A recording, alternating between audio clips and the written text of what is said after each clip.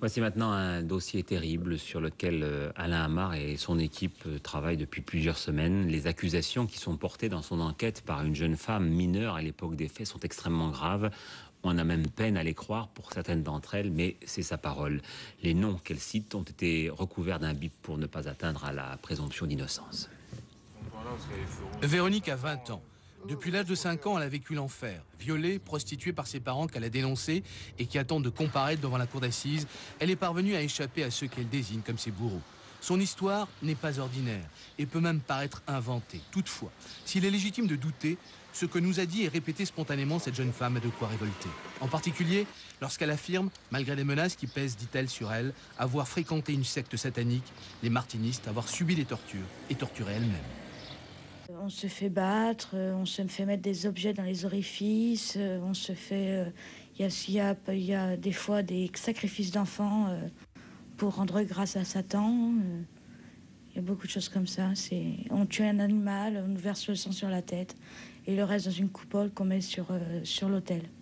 Et donc en fait, vos parents, comme tous les parents de ces enfants dont vous nous parlez, vendaient leurs enfants. Exactement, puisque ça rapporte un certain pourcentage d'argent, puisqu'un enfant qui a moins de 8 ans vaut 22 000 francs. D'où viennent-ils, ces enfants? Les enfants qui sont sacrifiés ne sont pas déclarés ou sont des enfants étrangers. Notamment quand j'étais sur Agen, c'était des enfants, c'était des petits Africains, ils étaient noirs. Sur Jalais, j'en ai vu aussi, sur Nanterre aussi, mais c'était des petits blancs, des Français, mais c'est des enfants nés de viol. Des enfants nés de viol? Oui, qui n'avaient pas été déclarés, des accouchements et qui ont été faits chez les parents, dans des conditions abominables.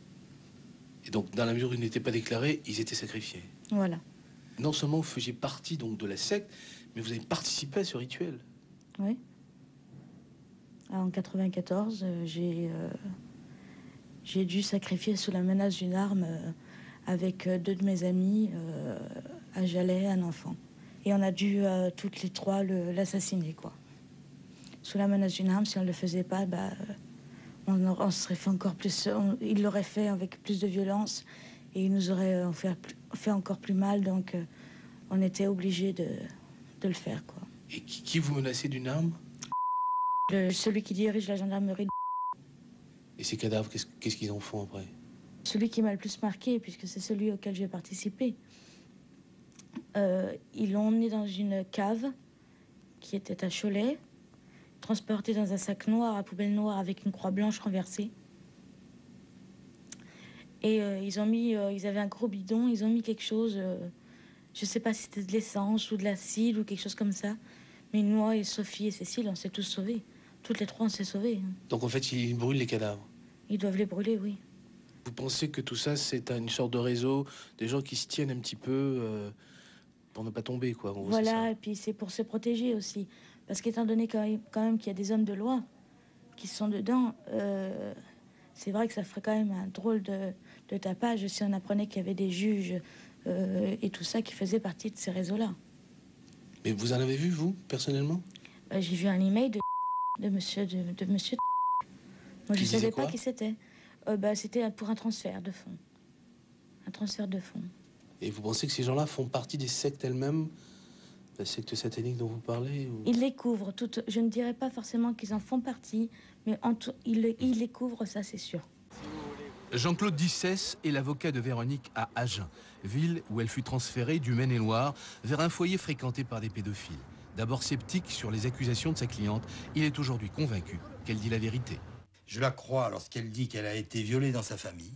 Je la crois lorsqu'elle dit qu'elle a été prostituée par certains membres de sa famille.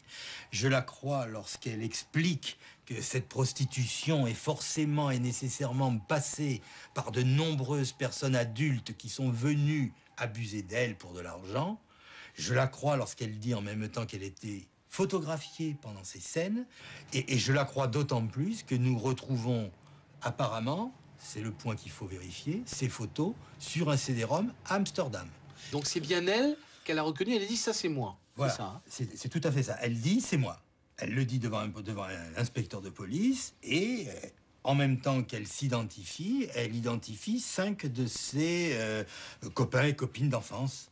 Ça signifie que si ce point s'avère exact, il faut nécessairement que ces enfants aient été soumis à des scènes pornographiques, que ces scènes aient été filmées et que ces photos aient été envoyées à Amsterdam pour atterrir sur un CD-ROM pédophile qui a été saisi par la police hollandaise dans le cadre de procédures en Hollande.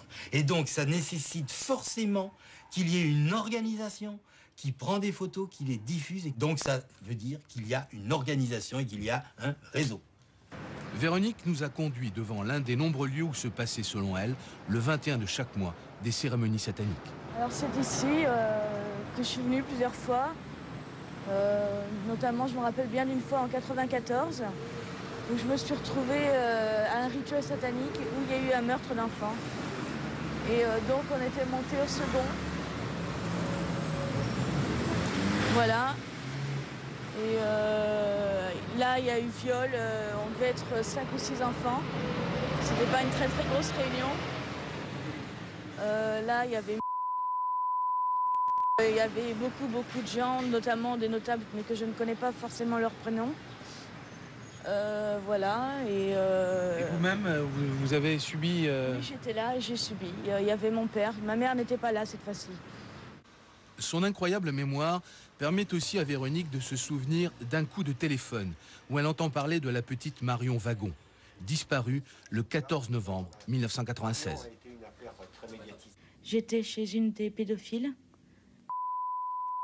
Et donc là, le téléphone a sonné, elle s'est mise à hurler. Elle était à l'étage, moi j'étais dans sa chambre en bas.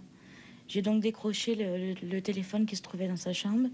Et j'ai entendu un homme que je connais, Walter, qui réclamait plus d'argent, sinon il allait tout dénoncer à la police en disant, il disait lui-même, de toute façon c'est pas moi, j'irai pas en prison, c'est pas moi qui l'ai tué.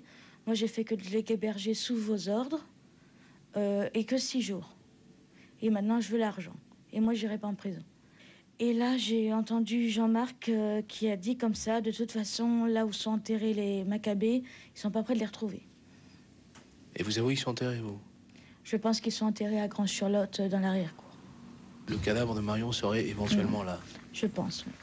Des fouilles auraient été effectuées récemment, en vain. Véronique aurait-elle affabulé? En tout cas, sa déclaration laisse incrédule le père de la disparue.